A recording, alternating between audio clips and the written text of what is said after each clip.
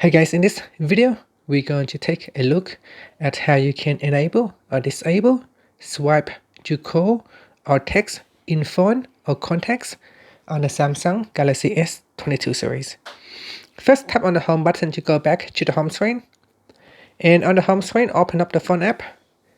Next, tap on the option key at the top, and from the pop-up, choose settings. In settings, go down and tap on other call settings. Then go down and tap on swipe to call or text. Tap on the switch to turn it off or turn it on. Now if you tap on the left hand side panel, you can go in here and it will give you some information. In phone or contacts, swipe a contact or number right to call them or left to write them a text message.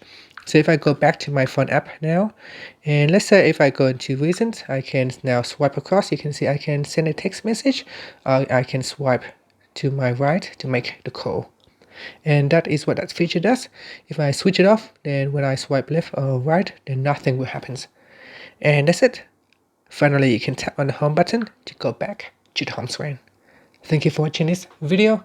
Please subscribe to my channel for more videos.